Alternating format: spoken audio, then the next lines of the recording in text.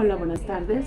Soy Liliana Cadena Enríquez, estudiante de la licenciatura en optometría del segundo semestre del Centro Interdisciplinario de Estudios, conocido como CDE. Vamos a hablar sobre farmacología general. Las funciones involuntarias están determinadas por dos sistemas principales: el sistema nervioso autónomo, determinado por las siglas SNA, y el aparato endocrino. El SNA genera la acción en dos tipos de neuronas situadas en núcleos del sistema nervioso central ganglionar, que sale del tallo encefálico o médula espinal. El SNA representa dos divisiones, simpática y parasimpática. La simpática, cuyas fibras preganglionares de corta longitud se originan en la región toracolumbar de la médula, y la parasimpática, cuyas fibras preganglionares largas se originan en el tallo encefálico y la región sacra de la médula espinal. La transmisión adrenérgica involucra una serie de pasos que se desencadenan con la captación por medio del transporte activo de la tirosina circulante hacia la terminación nerviosa. Posteriormente, en el primer paso sintético propiamente dicho, ocurre la hidroxilación de la tirosina a dixofrenilalanina, o DOPA, como se le conoce, por acción de la enzima tirosina hidroxilasa. Luego la DOPA se descarboxila por la DOPA descarboxilasa para formar dopamina, que se le conoce como DEA. El paso final de la síntesis ocurre en vesículas, hacia la cual la DEA es transportada siendo hidroxilada por la dopamina B hidroxilasa, que está en la pared de la vesícula, por lo que no hay síntesis del NA en el citoplasma. Los receptores adrenérgicos. En 1948, Alquiz, basándose en las acciones observadas por él en cuanto a tres catecolaminas, adrenalina, noradrenalina e isoproterenol, un derivado sintético, concluyó que las diferencias halladas no pueden explicarse sino por la existencia de al menos dos tipos diferentes de receptores adrenérgicos, que denominó A y B. La diferencia entre ambos tipos se refiere al orden de potencia con el cual las catecolaminas mencionadas actuarían. Receptores alfa: la adrenalina, noradrenalina o isoproterenol. Receptores beta: isoproterenol, adrenalina y noradrenalina. Posteriormente se descubrió que estos receptores a su vez se subdividían en el A en dos subtipos y en el B en tres, que es A1 y A2, B1, B2 y B3, dos hechos que son de resaltar. La noradrenalina tiene poca o ninguna acción en los receptores B2. El receptor B3 reacciona algo diferente a las catecolaminas que el resto de los receptores B, en el sentido que tiene mayor afinidad por noradrenalina que por adrenalina. Transmisión colinérgica. La acetilcolina fue el primer neurotransmisor para que se demostró la naturaleza química de transmisión sináptica. Gracias a los ensayos de Otto Loewi, en 1921, este transmisor se une a diferentes tipos de receptores que se denominan nicotínicos o muscarínicos. Estos nombres fueron dados por estudios experimentales realizados en varios tejidos, en los que se observan la respuesta de los tejidos a la nicotina y a la muscarina, agonistas de la ACTH, obteniéndose respuestas diferentes al estimular el nervio colinérgico según el agonista usado.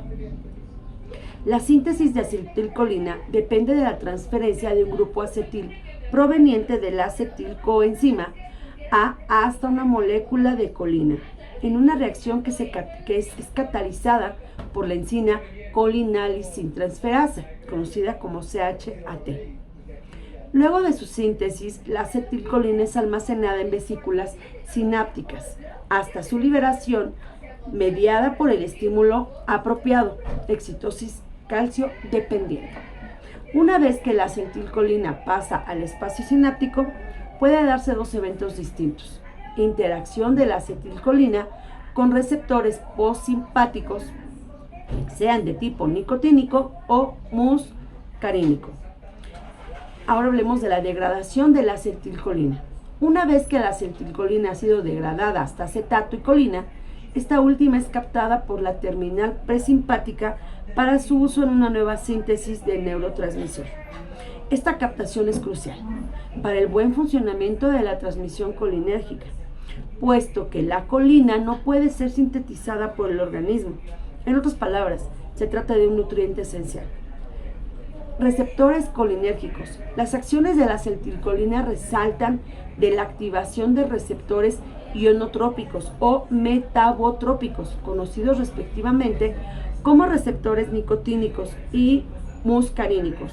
Los receptores nicotínicos son representantes prototípicos de la superfamilia de canales iónicos, ligados a neurotransmisores y son capaces de ligar nicotina, un alcaloide del tabaco. Estos receptores están asociados a funciones cruciales en el organismo, como la excitación muscular estriada, en la placa motora, la transmisión de ganglios autonómicos, la neurotransmisión en diversas zonas del SNC, la modulación de liberación neurotransmisora y ciertas funciones neurotróficas. Además, estos receptores han sido hallados en células no pertenecientes a tejidos excitables, como por ejemplo los linfocitos, los fibroblastos, los espermatozoides, los queratinocitos, los granulocitos, etc. La clasificación farmacológica original de estos receptores se basaba en ciertas consideraciones funcionales y de localización, reconociéndose 3 tipos básicos: musculares, ganglionares y neuronales, que no han podido ser correlacionados con una buena definición molecular. Esto se debe a que los receptores nicotínicos son heteropentámeros, compuestos por subunidades para los que se ha clonado no menos de 16 genes. La existencia de solamente 16 genes implicarían 1.048.576 posibles combinaciones, y aunque no todas son fisiológicamente posibles, queda aún un remanente notable.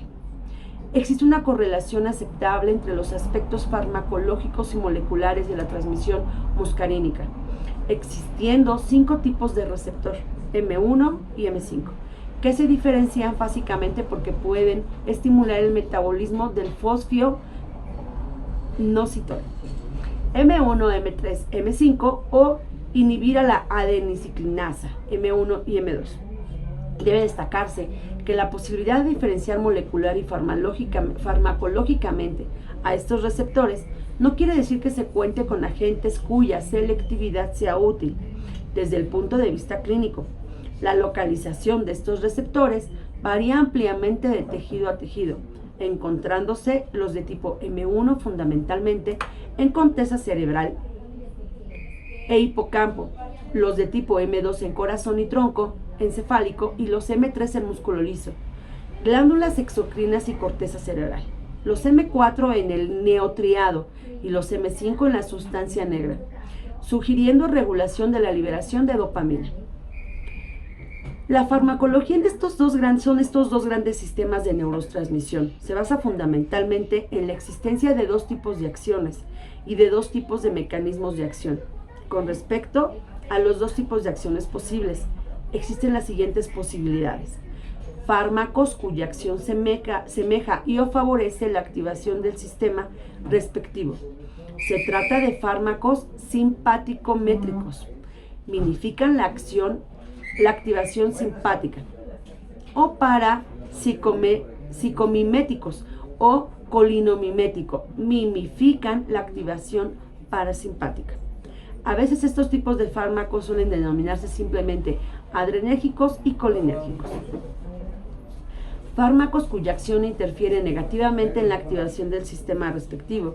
Se trata de fármacos simpaticólicos, causan interferencia en la activación simpática, o parasimpaticólicos, psicolíticos, causan interferencia con la activación parasimpática.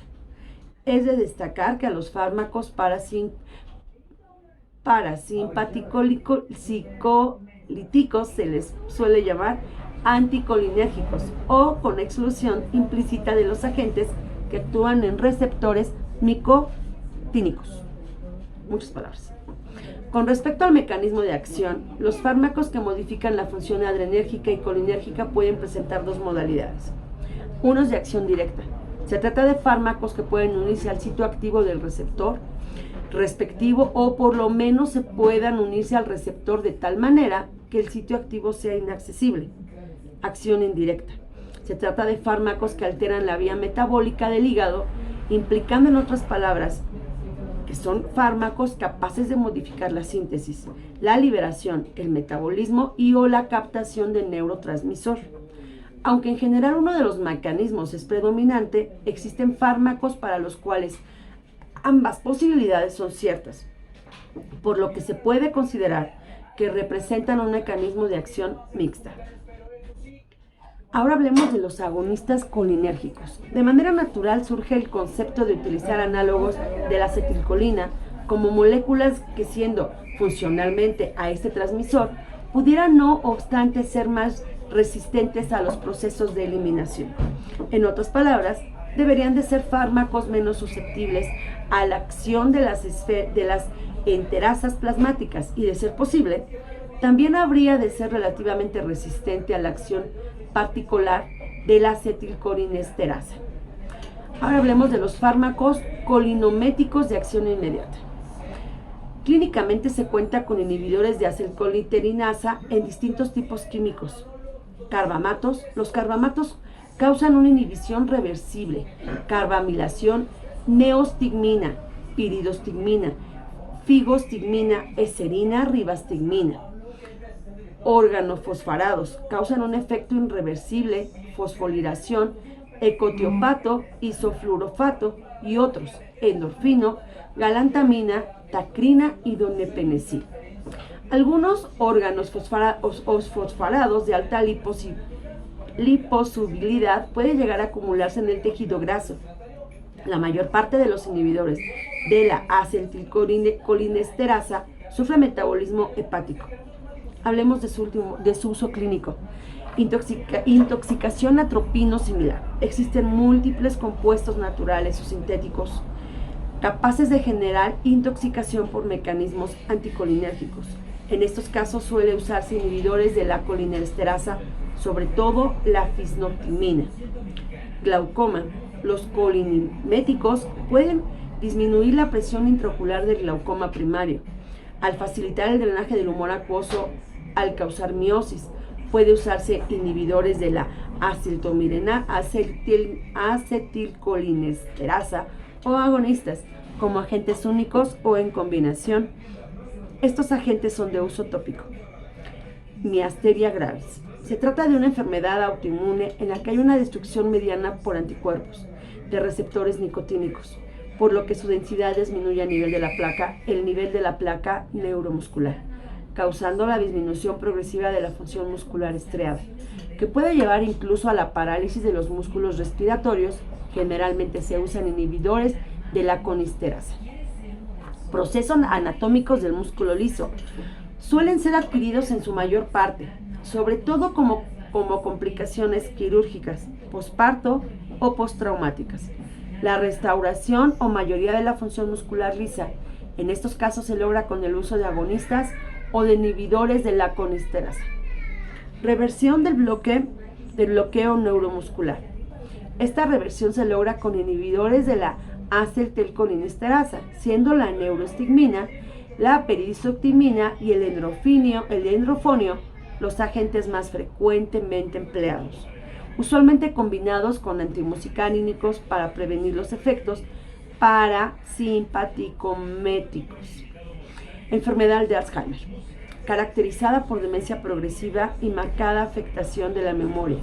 Los fármacos más utilizados han sido los inhibidores reversibles, la acetilcolinasa cerebral, tacrina, donepezil, ribastigmina, galantamina, y también podría ser útil la administración de agonistas. Vamos a hablar de complicaciones.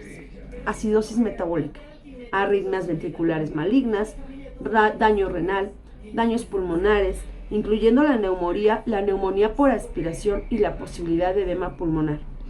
Daño neurológico, incluyendo cuadros de neuropatía retardada, derivada del daño a los axones de los nervios periféricos y centrales.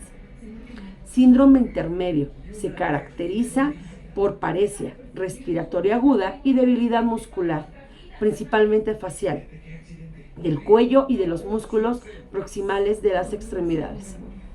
Criterios diagnósticos. Cuadro clínico descrito por exposición conocida sospechada a un agente causal. Disponibilidad de un agente causal en el entorno laboral o doméstico. Respuesta positiva total o parcial a varias dosis de atropina 4. Contrarrespuesta nula a varias dosis de atropina 4. Disminución de la actividad de la colinesterasa plasmática. Criterios de hospitalización. Paciente sintomático aún sin resultados de colinesterasa sanguínea. Paciente sintomático con exposición importante a un agente causal. Reducción de la actividad de colinesterasa mayor del 20%. Presencial de complicaciones. Tratamientos. La manipulación del paciente por parte del personal de salud debe realizarse poniendo en práctica medidas de protección personal, como el uso de guantes, mascarilla y bata larga. El tratamiento específico debe comenzarse incluso antes de contar con la corroboración del laboratorio. Descontaminación dérmica. Protección de vías aéreas, incluyendo la aspiración de secreciones bronquiales. Oxigenoterapia por mascarilla o tubo endotraqueal. Respiración asistida según se requiera. Uso de sulfato de atropina, que interactúa con los receptores muscarínicos parasimpáticos y centrales, dejándonos insensibles a las grandes cantidades de acetilcolina que se acumulan en esta intoxicación. La atropina provoca la mejoría de broncoespasmo, la broncorrea y las convulsiones. Por ello se administran dosis elevadas de atropina, sobre todo en el paciente gravemente intoxicado, con coma, convulsiones, insuficiencia respiratoria y fasciculaciones musculares. Antes de iniciar la atropinización, debe corregirse la hipoxia para evitar la aparición de arritmias cardíacas malignas. Hablemos de fármacos anticolinérgicos. Los fármacos anticolinérgicos de acción directa son aquellos que se unen a los receptores colinérgicos, generando su efecto farmacológico gracias a la inhibición de la acción de la acetilcolina endógena. En otras palabras, se trata de antagonistas competitivos colinérgicos. Anticolinérgicos de acción directa. A pesar de que no se dispone todavía de fármacos que distingan de manera verdaderamente selectiva entre los distintos subtipos de receptores muscarínicos, sí existen agentes capaces de distinguirlo con respecto a los receptores nicotínicos, lo cual es afortunado dada la diferencia esencial de sus funciones. Clasificación de los antagonistas muscarínicos, representantes de origen natural: alcaloides, atropina, escopolamina positiva, semisintéticos o sintéticos, aminas terciarias, omatropina, hipatropoxio, oxitropio, metilescopolamina, tropicamina, benzotropina, diclomina, perencipina, telencipina y darifenacina. Aminas cuaternarias, hipratropium. Los agentes terciarios, por ejemplo, se absorben mejor en el tracto gastrointestinal y podrían atravesar más fácilmente la barrera hematoencefálica, por lo que serían útiles cuando se desean efectos a nivel del nervio central. Antagonistas nicóticos. Los antagonistas son los receptores nicotínicos y que incluyen sustancias como el curare, el alfa-bungatoxina y la galamina, esta última con efectos aloestéricos en los receptores muscarínicos. La relajación muscular es usualmente deseable y con frecuencia esencial en ciertos tipos de procedimientos quirúrgicos, por lo que en estos casos se recurre al uso de antagonistas nicotínicos como complemento de la anestesia general. Existen dos tipos básicos de relajantes musculares, según su capacidad de no espolarizar la membrana postsináptica. En la actualidad hay cierta tendencia a disminuir el uso de succinilcolina, pues tiene varias ventajas respecto a agentes más recientes, incluyendo posibilidades que puedan poner en riesgo la vida del paciente, como la hipercalemia e hipertimia maligna, el paro cardíaco y el shock anafiláctico. Todos los relajantes musculares son capaces de causar reacciones de hipersensibilidad. Anticolinérgicos de acción indirecta. Así como la farmacología colonimétrica, los mecanismos de acción indirectas no resultan particularmente relevantes, Tampoco lo son en el caso de los agentes anticolinérgicos. La síntesis de acetilcolina puede prevenirse con agentes tipo hemicolíneo, que impiden la captación de colina por parte de la terminal sináptica. El almacenamiento vesicular del transmisor puede ser inhibido por moléculas como el besamicol, que es un transportador, bueno, es la unión al transportador, o la N-metilmaleimida, que es una inhibición a la ATPasa, que proporciona la energía para el transporte. Usos clínicos de los anticolinérgicos. Con la excepción de los usos relacionados con el bloqueo muscular, nicotrínicos, la mayor parte de las indicaciones clínicas de los agentes anticolinérgicos se relacionan con aspectos de la función autonómica parasimpática. Vamos a hablar de farmacología cardiovascular. Básicamente se usa la atropina, con frecuencia asociada a adrenalina o fármacos similares, para favorecer el aumento de la actividad cardíaca, cuando ésta está disminuida o detenida, o sea, un paro cardíaco. Farmacología respiratoria. Aunque los efectos de los anticolinérgicos son muy limitados en individuos normales, en los pacientes asmáticos la participación de los reflejos colinérgicos broncoconstrictores pueden ser altamente contribuyentes al broncoespasmo total de cuadro clínico, por lo que los antimuscarínicos pueden ser muy efectivos en la terapia.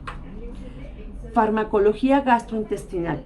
Los antimuscarínicos pueden inhibir la secreción gastrointestinal, pero suelen causar muchos efectos indeseables para su poca selectividad.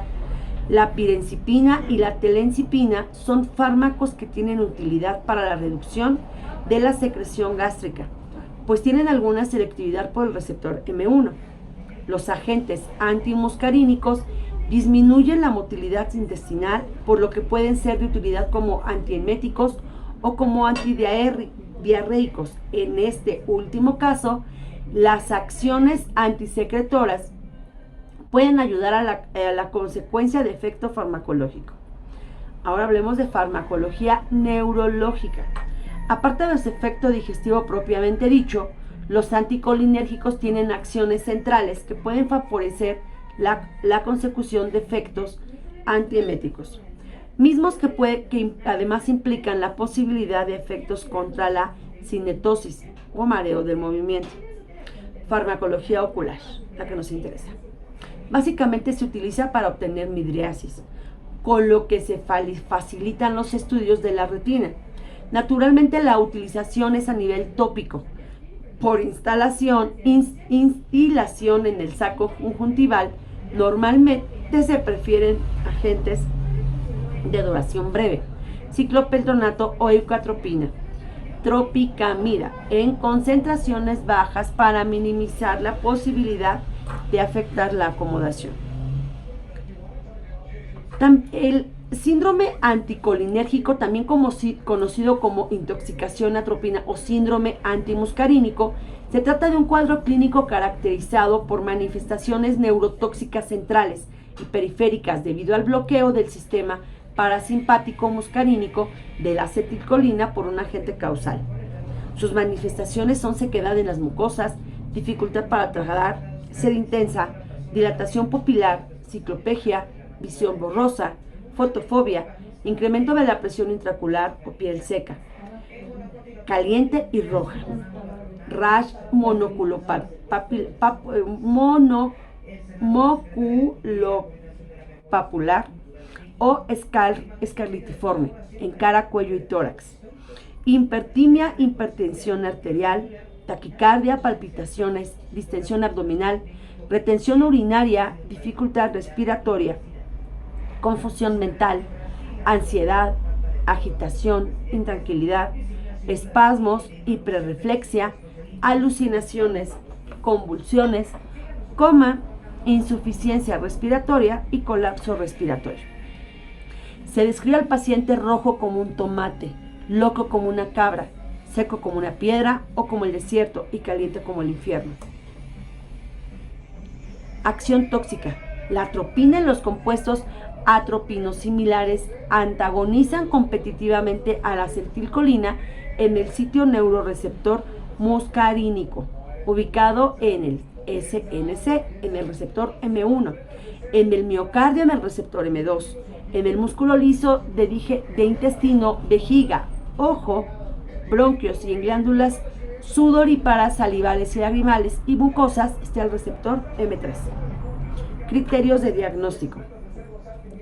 El cuadro clínico descrito con ingestión conocida o sospechada de un agente causal, disponibilidad de un agente causal en el entorno del paciente, respuesta positiva a fisioquimia, neurostigmia 4, análisis toxicológico, más en orina y o en sangre.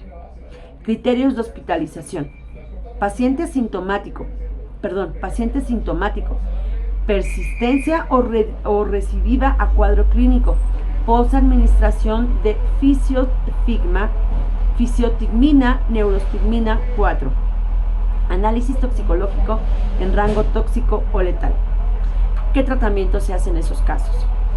Fisiotigmina, neurostigmina, el saliciclato de fistotigmina, compuesto de amonio terciario e inhibidor irreversible de la colinesterasa, es la droga de elección para la confirmación del diagnóstico o la reversión del síndrome atropínico. A diferencia de los neurostigma, que es un compuesto de amonio cuaternario, la fisiotimia puede cruzar la barrera hematoencefálica y ejercer acciones colinomiméticas centrales.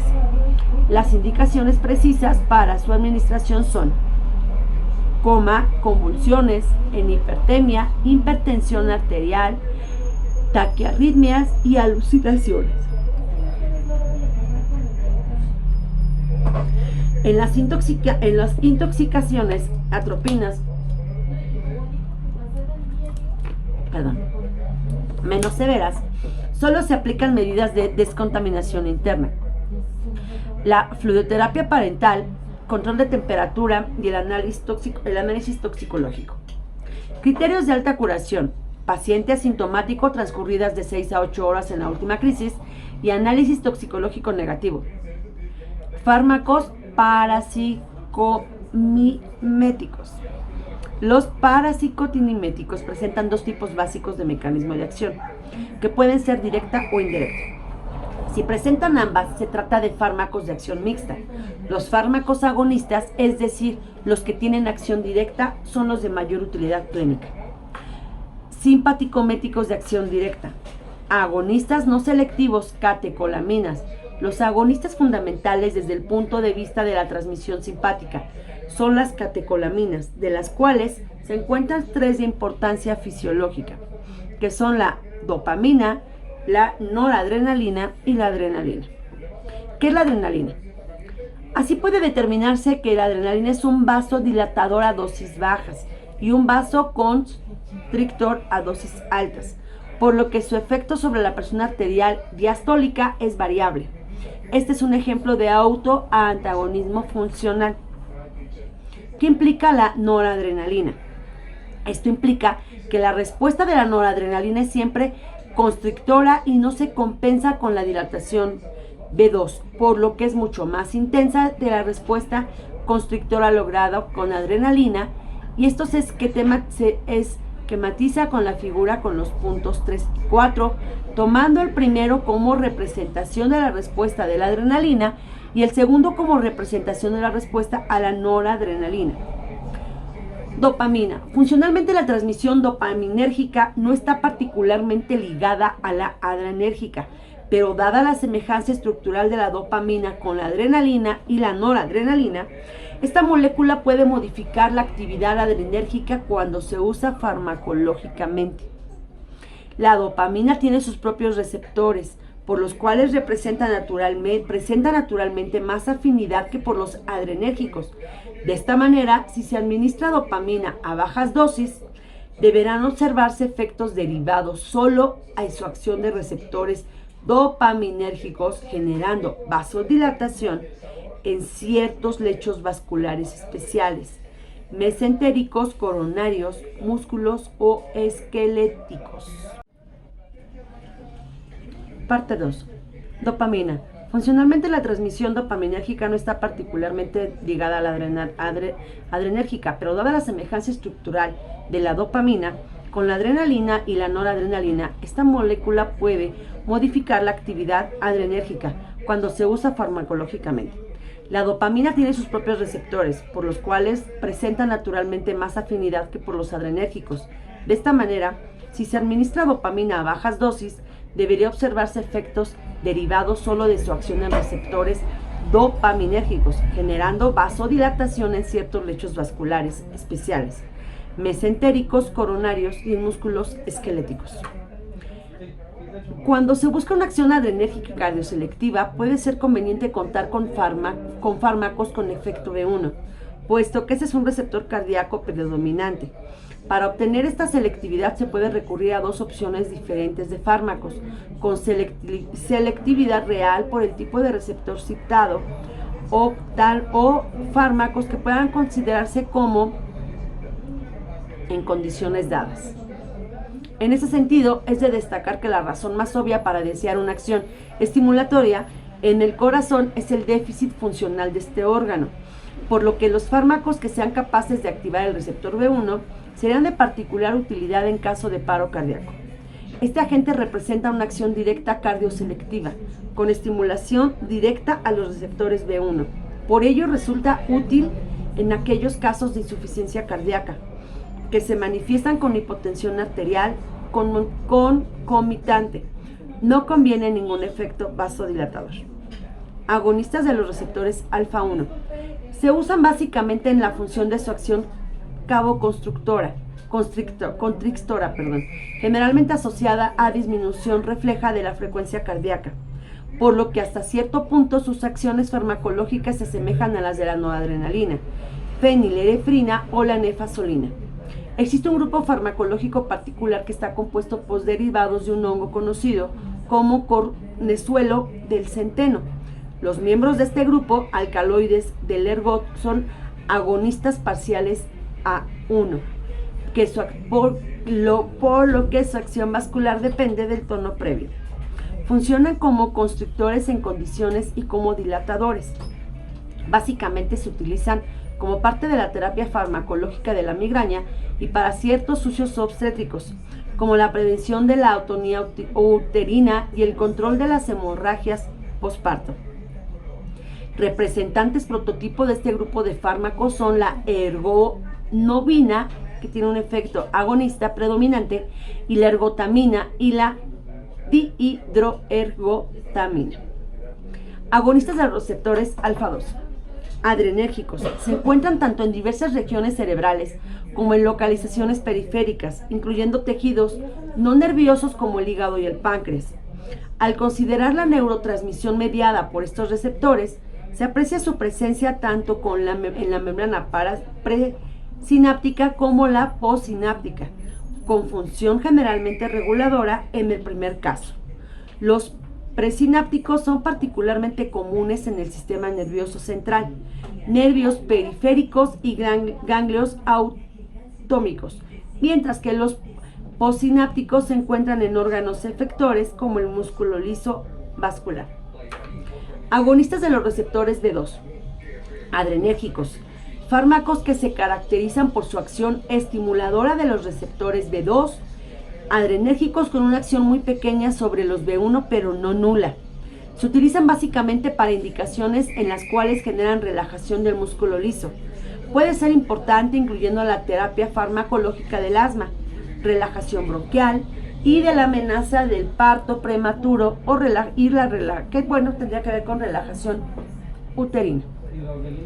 Agonistas de los receptores B3. Adrenérgicos. Este tipo de receptores que al parecer uno de los más importantes mediadores de la lipólisis, por lo que los fármacos capaces de activarlos serían sin duda alguna los de mayor promesa para el tratamiento farmacológico de la obesidad. Lamentablemente, aunque varios agentes están hoy en pruebas clínicas, ninguno está disponible aún para su uso. Agonistas de los receptores B3, dopaminérgicos. La dopamina es el agonista endógeno en estos receptores.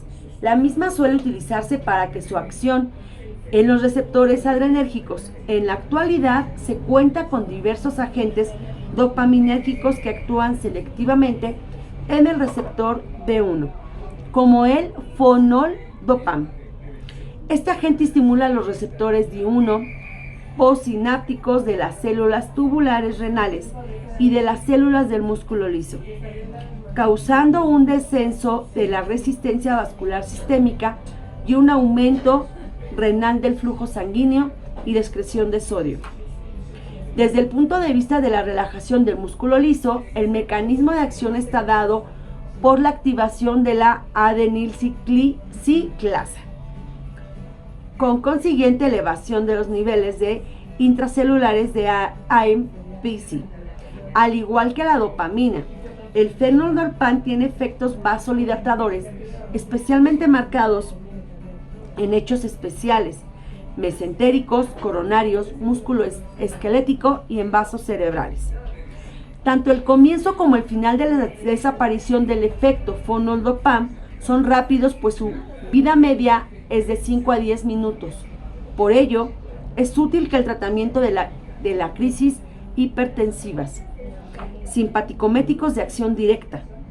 Cierto número de agentes con este tipo de mecanismos de acción se utilizan como drogas de abuso y otros inducen su acción terapéutica como aparente reacción a los disturbios funcionales que originan antes que a la modificación específica que generan. Fármacos que favorecen la síntesis de catecolaminas. Un agente que representa este mecanismo de acción es el levodopa, que se administra a los pacientes con enfermedad de Parkinson. La levodopa es captada por los sistemas de transporte facilitado para aminoácidos aromáticos y ya en el SNC entran a las neuronas dopaminérgicas para convertirse en dopamina y hacer la facilitación de la transmisión dopaminérgica. Fármacos que aumentan la liberación de catecolaminas. Las anfetaminas son fármacos estructurales relacionados con las catecolaminas y su mecanismo de acción implica la liberación relativamente brusca de noradrenalina y de dopamina desde las terminales nerviosas. Los efectos dependen más de la liberación de dopamina. Aunque se han utilizado para el tratamiento de la obesidad mórbida, las anfetaminas son sobre todo drogas de abuso, gracias a su capacidad psicoestimulante. En dosis altas, las anfetaminas pueden llegar a causar taquicardia, hipertensión y hasta colapso cardiovascular. Ahora vamos con la autocoides. Viene del griego autos, que significa mismos, y acos, agente medicinal, que significa automedicamento o autocurativo. Son hormonas locales, son mediadores endógenos que presentan y están presentes en diversos tejidos, cuyo blanco está muy cerca del sitio de su liberación, incluso en la misma célula liberadora. Muchas de ellas son producidas por el organismo en respuesta a cambios o agresiones localizadas. Histamina es una molécula de bajo peso molecular, obtenida a partir de la L-histidina, gracias a la enzima histidina descarboxilasa. Se considera que es una amina biogénica, en el sentido de que se trata de un transmisor que no forma parte de las vías metabólicas generales de la célula. La histamina está presente en el sistema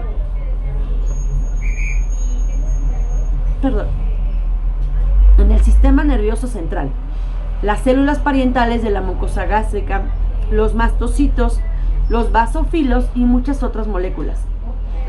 Los subtipos de receptores histaminérgicos, que es la sustancia que produce muchos efectos en el cuerpo, conocidos hasta la fecha son los siguientes. H1. Se encuentra en el SNC, en el músculo liso de vías aéreas, en tractos gastrointestinal y genitourinario, aparato cardiovascular, médula adrenal, células endoteliales y linfocitos. Desde el punto de vista de la respuesta inmune, se relacionan con la liberación de mediadores, con la expresión de moléculas de adhesión, con la quimiotaxis de neurófilos y eosinófilos. H2. Se relaciona con la secreción gástrica de ácido clorhídrico y la favorece. También funciona como autorreceptor en células como los mastocitos, estando relacionado tanto con la respuesta inmune, tanto después el punto de vista humoral como celular. H3. Básicamente es un receptor relacionado con neuronas estaminérgicas, funcionando como un autorreceptor neuronal presimpático que elimina la función histaminérgica en el SNC. H4. Fue el último de los receptores de histamina en ser descubierto y en ser clonado. Aparentemente predomina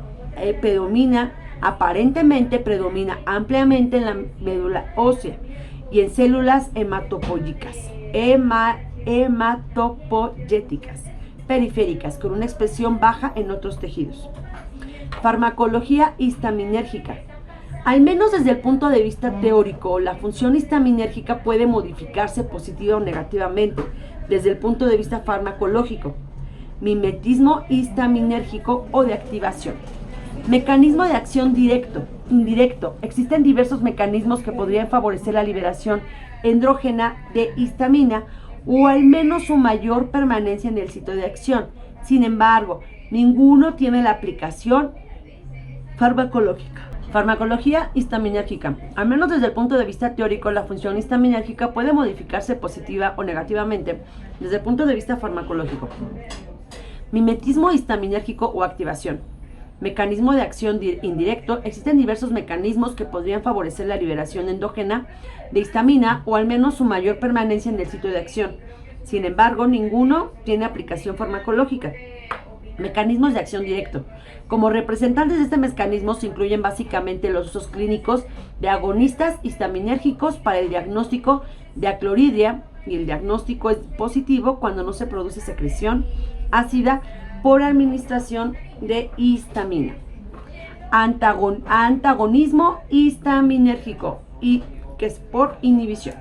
Mecanismo de acción indirecto. La liberación histamina puede ser inhibida por el uso de agonistas beta 2, adrenérgicos, nedocromil, cromolin y algunos otros agentes, lo cual es de utilidad sobre todo en el tratamiento de pacientes asmáticos.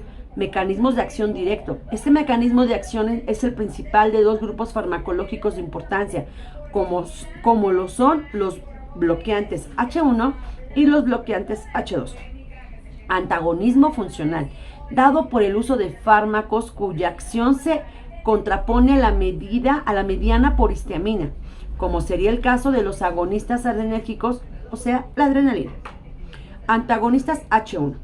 Los bloqueadores de los receptores H1 de histamina son a veces conocidos como antihistamínicos H1 o simplemente antihistamínicos, aunque esta última denominación es incorrecta debido a la existencia de agentes que actúan también en otros subtipos de receptor. Un aspecto crucial de la farmacología en estos agentes es que no son antagonistas propiamente dichos, sino agonistas inversos. En otras palabras, se trata de agentes que se unen preferentemente al estado inactivo de los receptores de histamina. Clasificación. Existen más de 40 representantes de este tipo de antihistamínicos, por lo que los mismos constituyen uno de los dos grupos farmacológicos más usados a nivel mundial. Acciones farmacológicas. La actividad de la histamina a través del receptor H1 es básicamente proinflamatoria, que es entonces inhibida por los bloqueantes H1. Estos agentes disminuyen la respuesta muscular lisa en pequeños vasos y en vías aéreas, antagonizando el aumento de la permeabilidad capilar. Esto desfavorece la producción de edema local. El resto de las acciones farmacológicas de los antihistamínicos dependen de dos aspectos básicos: facilidad de atravesar la barrera hematoencefálica y relación estructural con drogas colinérgicas, adrenérgicas, serotoninérgicas o anestesias locales. Farmacocinética. Todos estos agentes representan buena absorción por vía oral y aunque en biodisponibilidad, como suele superar el 50%, los niveles alcanzados son habitualmente suficientes para la acción clínica. El aspecto más importante de la farmacocinética de estos agentes se relaciona con su distribución, pues como ya se ha mencionado, tienen capacidad diferencial de atravesar la barrera hematoencefálica. Aunque las preparaciones tópicas y oftálmicas de los antihistamínicos difieren en su farmacocinética, en general no pueden administrarse solo una vez al día, debido a su eliminación de las mucosas. Con estos preparados puede haber absorción sistémica. Usos clínicos. Usos relacionados con reacciones alérgicas. El uso clínico más importante de estos agentes está determinado por el tratamiento paliativo de reacciones alérgicas agudas, que involucren mucosa y piel. Igualmente son útiles para el tratamiento de manifestaciones urticariformes, lesiones cutáneas, diversas con una disminución clínicamente significativa en la erupción cutánea y del purito. Usos clínicos. Los antihistamínicos no reemplazan a la adrenalina en el tratamiento de reacciones anafilácticas, reacciones de alérgicas repentinas, severas, ni a los esteroides en el tratamiento de enfermedades, como la dermatitis atópica. Sin embargo, en ambos casos, se puede considerar su uso como coadyuvante en la terapia. Usos no relacionados con reacciones alérgicas.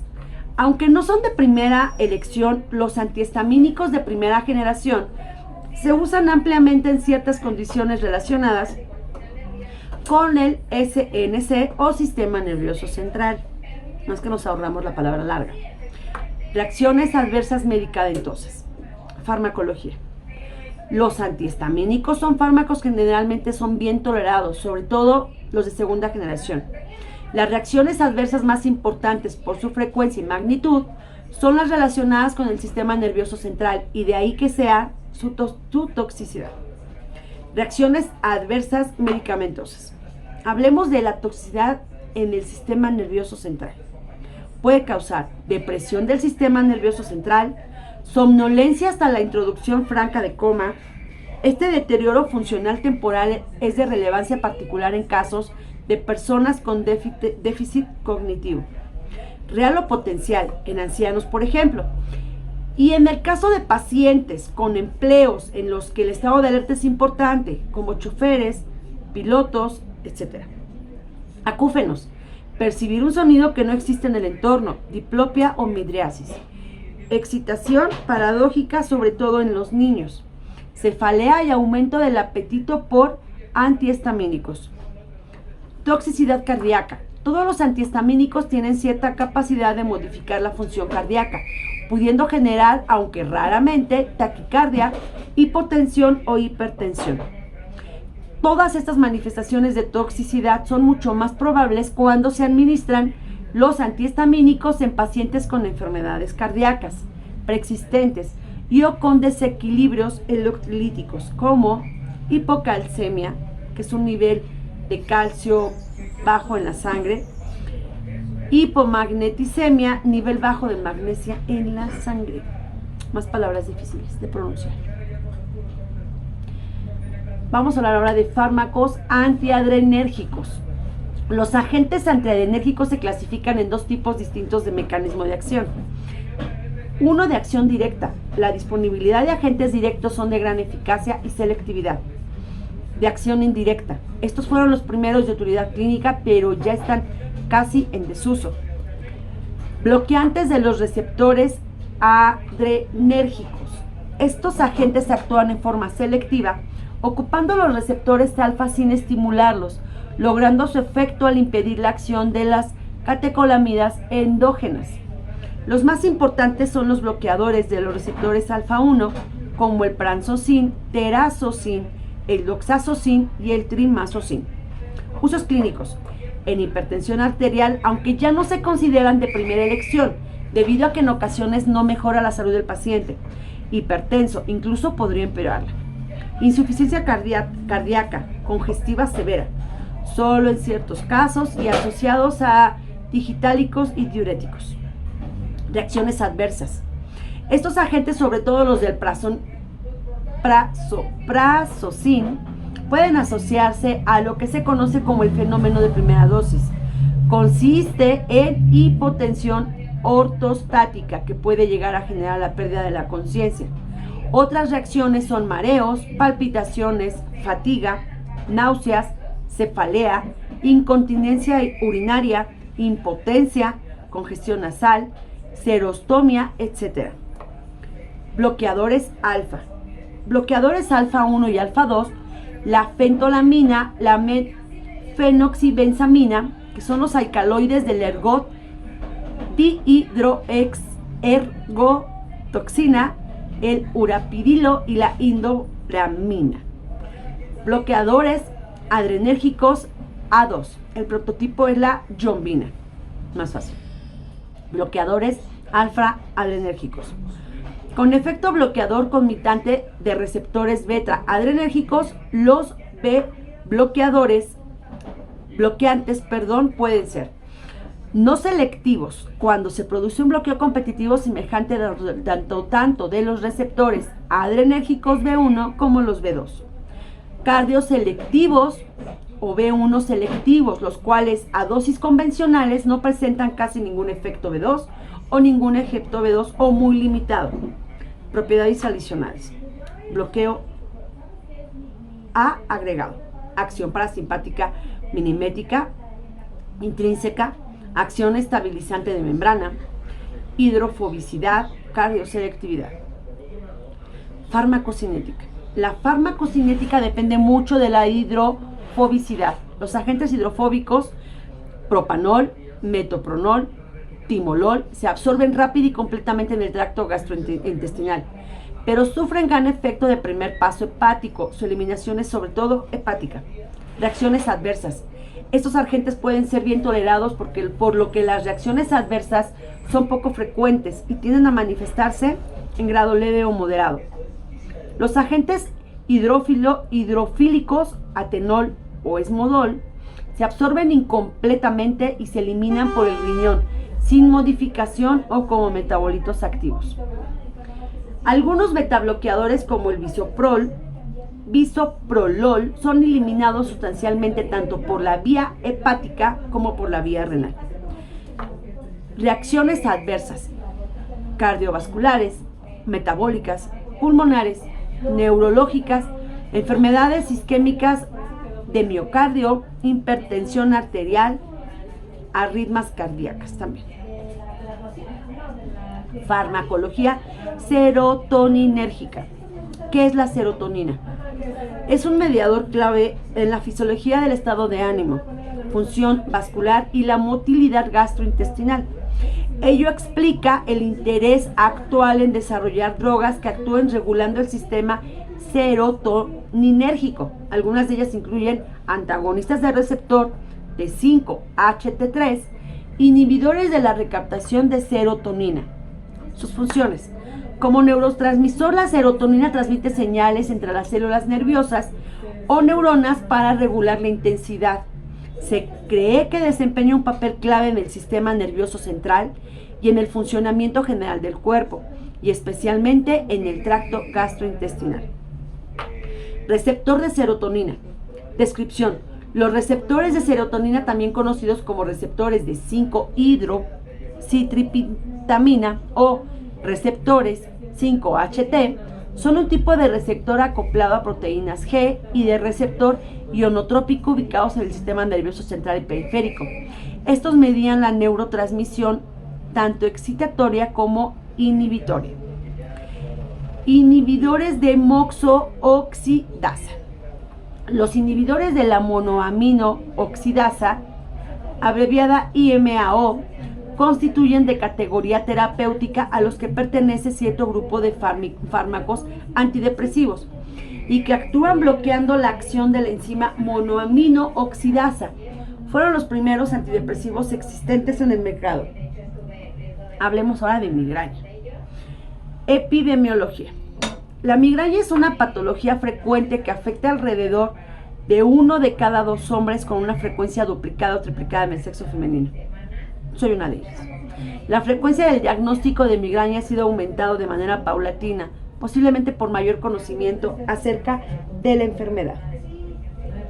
La migraña es un desorden primario caracterizado por cefaleas pulsátiles recurrentes y que puede afectar profundamente la calidad de vida del paciente. Aparte de la cefalea, que suele ser unilateral, pueden presentarse también otras manifestaciones como fotofobia y náuseas. En un porcentaje significativo de pacientes, la cefalea puede ser predecida por manifestaciones neurológicas focales transitorias conocidas como auras. Hay varios tipos de migraña.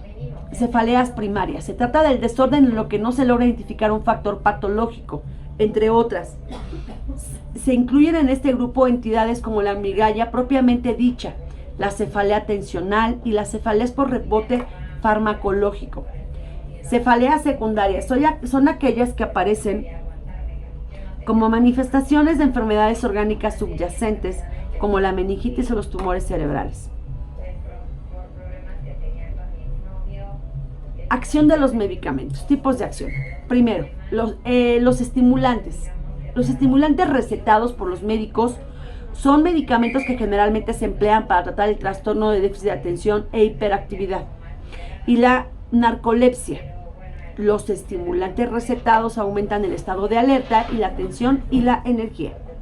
Clasificación. Una división farmacológica de los estimulantes distingue tres clases: estimulantes cerebrales, estimulantes respiratorios, estimulantes convulsivos. Sin embargo, atendiendo a la zona principal en la que ejercen su acción, los estimulantes pueden dividirse con más propiedad en dos grupos principales: estimulantes generales y estimulantes psíquicos. Hablemos de los generales. Estos estimulantes, también llamados analépticos, comprenden la mayor parte de los estimulantes del SNC. Su uso clínico, hasta ahora limitado, constituye un régimen indicado generalmente para el tratamiento de la depresión respiratoria asociada al coma inducido por fármacos. Según su zona de acción, puede dividirse en tres grupos: estimulantes medulares, estimulantes de la médula espinal y estimulantes reflejos. Antidepresora. Los antidepresivos son medicinas que receta un médico para tratar la depresión. Estos medicamentos ayudan a mejorar la forma en la que el cerebro utiliza ciertas sustancias químicas naturales. Puede tardar varias semanas en hacer el efecto. Tipos de antidepresivos. Uno de los antidepresivos más famosos, la fluoxetina, mejor conocida como Prozac, opera bloqueando parcialmente la recaptación y eliminación de serotonina. Los denominados inhibidores selectivos de la recaptación de la serotonina, o ISRS,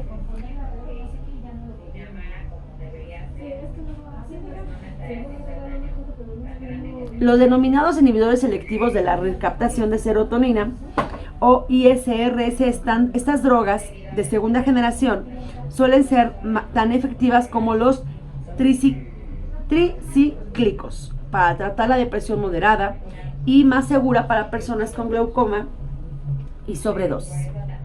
Otros antidepresivos, los tricíclicos, son la inaprimina y la inaprinilina. Pueden operar bloqueando la recaptación de dopamina y la noradrenalina. Efectos secundarios: ansiedad, problemas en la vejiga, visión borrosa, estreñimiento, diarrea, mareos al ponerse de pie, sequedad en la boca y cansancio excesivo. Ahora hablemos de los irritantes. Medicamentos o fármacos irritantes, y estos requieren disolución por la concentración máxima. Escape de ciertos medicamentos que se llaman vesificantes fuera de una vena hacia el tejido que lo rodea. Los vesificantes causan ampollas y otras lesiones de tejido que pueden ser graves y pueden conducir a una necrosis tisular, que es la muerte del tejido. Agentes de quimioterapia. Para los agentes quimioterápicos no son los únicos vesicantes que causan lesiones por extravasación. Existen medicamentos y soluciones que no tienen quimioterapia y que también tienen propiedades vesicantes y pueden causar extravasación. A continuación se enumeran algunos agentes no de quimioterapia: vancomicina, nefcilin, cloruro de calcio, cloruro de potasio, cloruro de sodio, gluconato de calcio, suobutamina, diazepam, dopamina, norepinefrina, fenilonina y prometolina. Profonol. y vasopresiano. Agentes de contrastes radiológicos. La incidencia de extravasación de estos agentes no quimioterápicos es conocida quizás debido a la presentación de informes, pero hay un número creciente de casos de mala práctica resultante de estas lesiones. Como enfermeras, es nuestra responsabilidad tomar medidas preventivas, monitorear, identificar signos, síntomas e instruir un tratamiento inmediato por política o según lo ordenado por el médico. Si usted administra cualquiera de estos agentes, la prevención es clave y considere lo siguiente. Demulcente. Los típicos analgésicos locales contienen fracciones hidrofílica e hidrófoba que están separadas por una ligadura de éster o amida intermedia. Mecanismos de acción. Los anestésicos locales previenen la generación y la conducción de impulso nervioso. Osmótica. La ósmosis es un proceso físico que se define como una difusión pasiva caracterizada por el paso de agua desde la solución más diluida a la más concentrada a través de una membrana semipermeable. Perdón por el hipo. Farmacodinamia. El manitol es una sustancia que no se reabsorbe. Inhibe la reabsorción de agua en el túbulo proximal y en la rama descendente de la asa de Henle. Farmacocinética. Por vía endovenosa. La diúresis aparece de 1 a 3 horas. Su vida media es de 15 a 0 minutos. Permanece confinado en el espacio extracelular y no atraviesa la barrera hematoencefálica. Se metaboliza muy poco y es excretado casi en su totalidad en la orilla por filtración glomerular. Sustitutiva. También conocida como de reemplazo, es una hormona o compuesto que falta en el organismo o sistema. Ejemplo, la acción de la insulina reemplaza o cubre la insulina faltante en el organismo y su efecto es producir glicemias normales. Selectiva.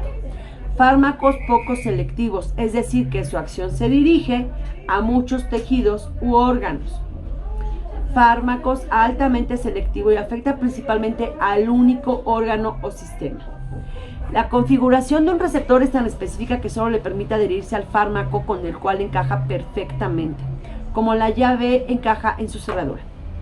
Algunos fármacos se adhieren tan solo a un tipo de receptor y otros son como una llave maestra y se adhieren a varios tipos de receptores en todo el organismo. Los receptores no fueron creados por naturaleza para que los fármacos que se pudieran adherir. Sin embargo, los fármacos se aprovechan de la función natural fisiológica que tienen los receptores. Específica. Los fármacos producen 2 tipos de acciones en el organismo. Específicas, mediados por receptores o actúan por su acción sobre dianas en el organismo. Inespecíficas, no medidos por receptores o por dianas, sino por sus características físico-químicas. La mayor parte de los fármacos ejercen acciones que son específicas, es decir, que el fármaco actúa sobre algún sistema del organismo. La potencia de acción de los fármacos y su especificidad hacen pensar que las moléculas interaccionan con componentes del organismo, sustancia capaz de modificar la actividad celular. No origina mecanismos desconocidos para la célula, sino que se limita a estimular o inhibir los procesos propios de estas células. Receptores. Estructuras macromoleculares de naturaleza proteínica que suelen estar asociados a lípidos o cadenas hidrocarbonadas. Situados en la membrana plasmática, en el citosol o en el núcleo, a los cuales se unen de manera selectiva y específica sustancias endógenas como neurotransmisores, hormonas o mediadores celulares. Los receptores se denominan según los mediadores frente a los cuales responden: adrenérgicos con adrenalina, colinérgicos con la acetilcolina, estrogénicos, estradiol, etc. Como consecuencia de la unión se modifica la conformación del receptor y se desencadenan cambios celulares, traducción de la señal y dan lugar a una acción. Localización de los receptores. La localización del lugar de acción de los fármacos, lo que significa en muchos casos la ubicación del receptor, sobre el que se ejerce su acción. Viene determinada por las propiedades físico-químicas de la sustancia biológicamente activa. Es fácil comprender que sustancias polares o hidrosolubles que no pueden atravesar las barreras lipídicas celulares ejercerán su efecto con mayor probabilidad sobre receptores situados sobre la membrana celular. Sustancias endógenas como catecolaminas, acetilcolinas y las hormonas peptídicas. Por el contrario, fármacos liposolubles que atraviesan las membranas celulares tienen su acción en un lugar intracelular, vesículas de secreción, mitocondrias, enzimas solubles o también en el núcleo de sus ácidos nucleicos. El hecho de que un fármaco interactúe de forma específica y con elevada afinidad con un receptor no es motivo suficiente para que como consecuencia de esa unión se produzca una acción farmacológica. Para que esto ocurra, el fármaco debe tener la capacidad de modificar la molécula receptora para que se desencadene un efecto. Se define eficacia de un fármaco a la capacidad de este fármaco para que a partir de su interacción con un receptor modificar diversos procesos de transducción de respuesta celular y generar una respuesta biológica, es decir, activar al receptor. El fármaco que tiene esa característica se denomina agonista. Afinidad más eficacia es agonismo. Depresora. Los fármacos que actúan en el sistema nervioso central influyen en la vida de cada persona todos los días. Estos compuestos son de una enorme utilidad terapéutica, puesto que pueden producir efectos fisiológicos, psicológicos específicos. La cirugía moderna sería imposible sin los anestésicos generales. Antimicrobianos. Se dividen en los que alteran o inhiben la síntesis de la pared celular, los que afectan la función de la membrana citoplasmática, los que inhiben la síntesis de proteínas a nivel del ribosoma y los que inhiben la síntesis de ácidos nucleicos. Lincosamidas. Pueden actuar como bacteriostáticos o bactericidas, dependiendo de la concentración del fármaco, para lo que se alcanza en el sitio de infección y susceptibilidad del microorganismo infectante. En este se incluyen bacterias gram negativas y gram positivas, vairas aerobias gram negativas, las cuales no son sensibles a lincosamidas. Mecanismos de acción. Se unen a la subunidad 50S del ribosoma bacteriano, inhibiendo la replicación temprana de la cadena peptídica, la cual une a los aminoácidos para formar proteínas estables, a través de la inhibición de la reacción de la peptidil transpeptidasa. Otra palabra rara. Efectos adversos. Estos pueden consistir en náuseas, vómito, diarrea y dolor abdominal. Clasificación. Lincomicina, que es la administración intramuscular en una dosis única de 600 miligramos. Clindamicina. En adultos la dosis diaria recomendada es de 600 a 1200 miligramos por día. En niños la dosis ponderal promedio de clindamicina es de 20 a 40 gramos al día. Mucha diferencia, ¿no creen? Macrólidos. Su activación frente a gérmenes gram positivos es mayor que frente a los gram negativos, debido a su mejor penetración en los primeros. Mecanismos de acción. Inhiben la síntesis proteínica mediante la unión de la subunidad ribosomal 50S, inhibiendo la translocación del aminoácido. Tiene también efectos sobre el nivel de la peptiditransferasa. Sus acciones pueden provocar un efecto bacteriostático o bactericida.